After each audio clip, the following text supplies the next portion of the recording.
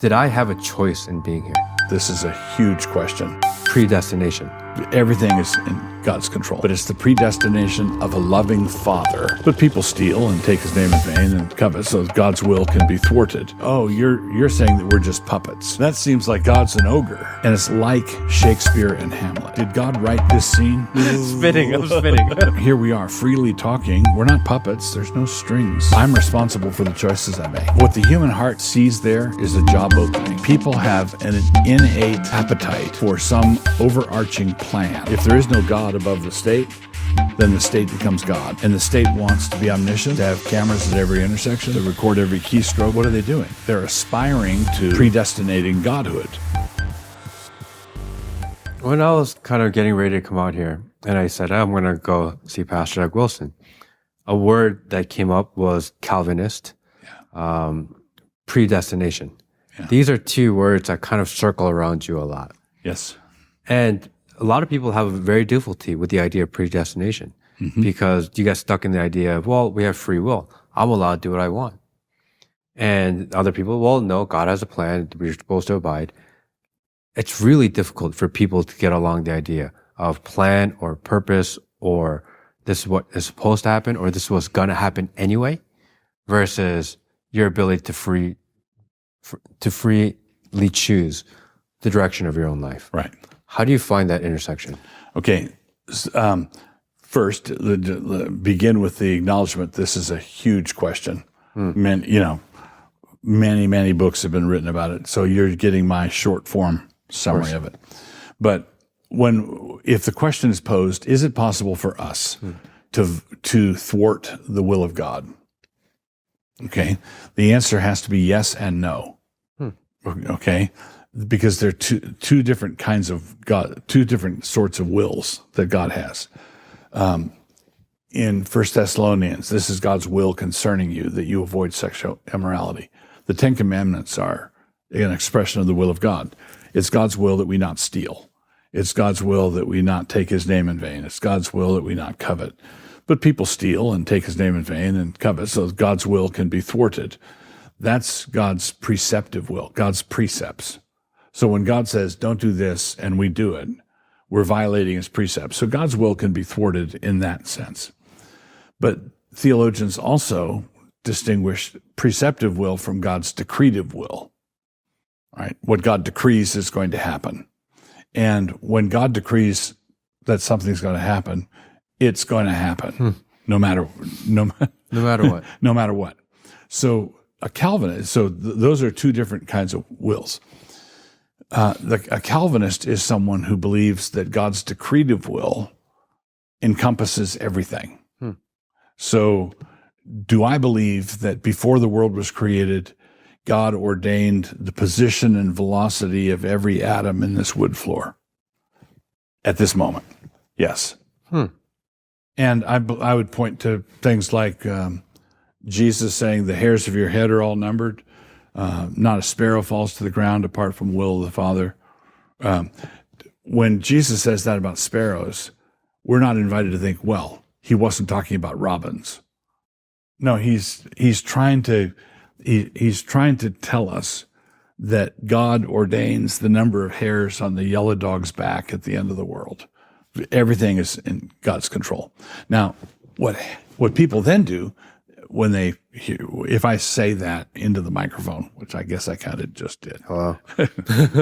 When I say that, people say, "Oh, you're saying that we're just puppets."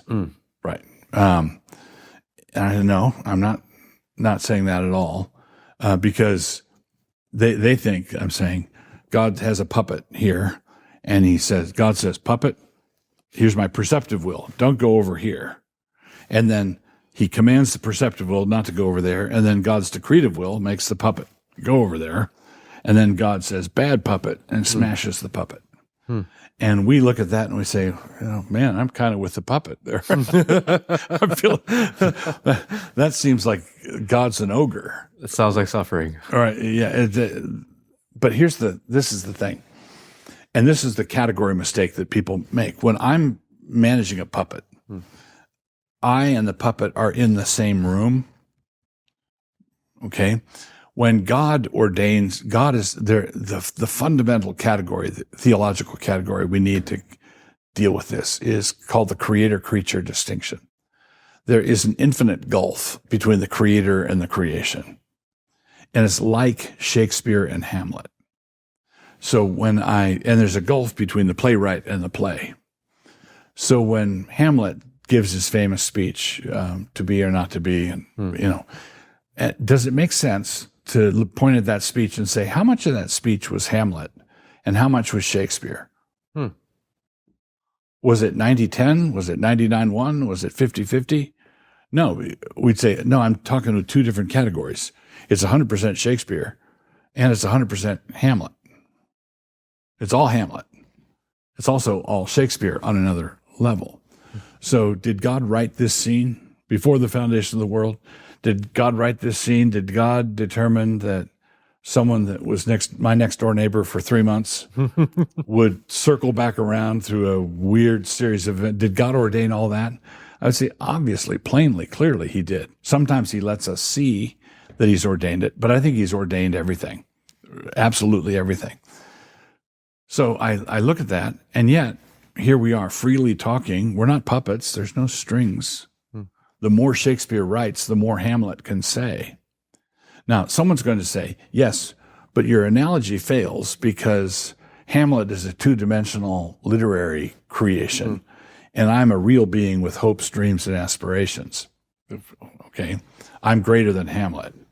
But I've been using this illustration for many, many years, and no one has ever said, Doug, your illustration fails. God is much greater than Shakespeare.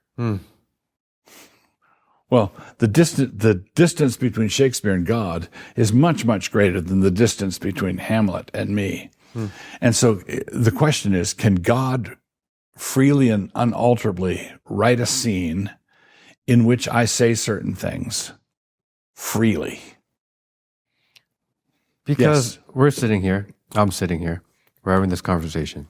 I feel like I'm supposed to be here. I feel like there's a reason to be here. I feel like there's purpose. There's a purpose-driven endeavor to get here. Did I have a choice in being here? Yes. Could I not have been here? Because if we was predestined... No. You could not have not been here, and you got here because you chose. Because one of the things that, you got me in this circular line. Do we have that little blue? I'm like dodging the bullets in the that Matrix. Little blue computer circle. Spinning. I'm spinning. Here, God did not just ordain the result.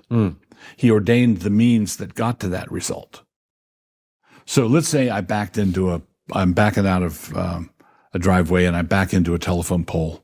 And I dent my bumper. And I'm talking to my neighbor, and he said, "You're a Calvinist. Do you believe that bumper was God ordained that bumper to be dented before the foundation of the world?"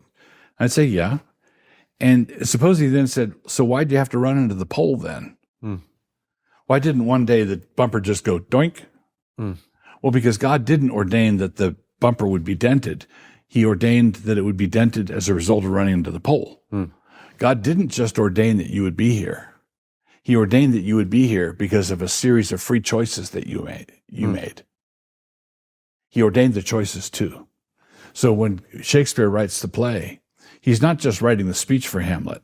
He's writing the choices of Hamlet, and Hamlet has choices because Shakespeare gave them to him. Now, we say, well, but that's limited because he's two-dimensional and fictional. Yes, but with God, there's an infinite gulf. It's not limited. So after I came into an understanding of Calvinism, I didn't feel one iota less free or responsible for the choices I make. I'm responsible for the choices I make. When I sin, I still have to confess the sin. It's me. I'm responsible to God.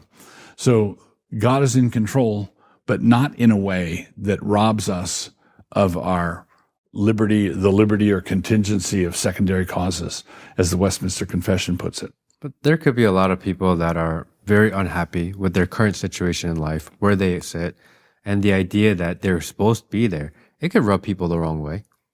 You could see that. It depends on what it is they're dissatisfied with. So if they're dissatisfied with the fact that I wasn't the firstborn in my family, if you're dissatisfied with that, you need to stop arguing with God and thank him that you were the secondborn, because that's what he gave you. If someone said, I'm dissatisfied with being a boy or being a man, no, sorry, obey your chromosomes. Thank God for what he made you. If you are dissatisfied because you're out in the rain picking up rocks, I'd say, go inside, man. Stand by the fire. The Bible tells us what are the lawful choices for us to make. We can eat when we're hungry. We can drink when we're thirsty. We can seek a wife when we're lonely. We have all these lawful choices before us. There's certain things we don't have the authority to choose. I don't have the authority to choose to be born in another family. I don't have the authority to choose to be an archangel. I just have to take what God gives me and not fight that. That's what he ordains. But when it comes to the choices I'm going to make tomorrow, if it's a lawful choice, I should feel free to make it. Kind of out there, but in thinking about things like predestination, a lot of people's minds goes towards alternate realities, to alternate forces beyond our control, which is wild. It's trending. A lot of people think about it. We probably talk about it all the time.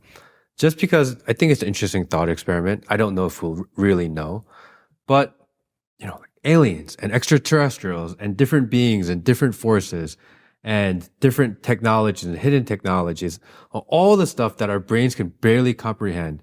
But people who study are like, well, it kind of makes sense. And you listen to them and you're like, okay, I can see that. Right? Multiple civilizations, previous civilizations. It goes forever. Yes. And what I would argue is I believe that being a Calvinist and believing that predestination is a firm reality, but it's the predestination of a loving Father whom I know. I know my Father through Jesus Christ. He is the one who's ordained all things. If I deny the predestination of the Father, what the human heart sees there is a job opening. Predestination is a inescapable concept. It's not whether there's going to be predestination. It's who's doing the predestining, right? If you remove the Father as the sovereign God, the historic Christian God, if you remove him, then people are going to look to other predestinators, most commonly the state. So if God is not God of all, the state, if there is no God above the state, then the state becomes God. And the state wants to be omniscient, wants to have cameras at every intersection. They want to record every keystroke. What are they doing? They're aspiring to predestinating godhood. And then other people want that predestination to be alternative realities or aliens or, or spooky, spectral, spiritual forces. And what that tells me is that people have an innate appetite for some overarching plan, right? They don't want to be just random atoms banging around. They want a plan. They want there to be some sort of design to all this. The Calvinist says, yes, there is a design, and the design was the good purpose and will and counsel of our Almighty Father. And that's a place to rest. I don't want aliens. I don't want bureaucrats. Kind of the same these days. Yeah. Both kind of out there. Yeah.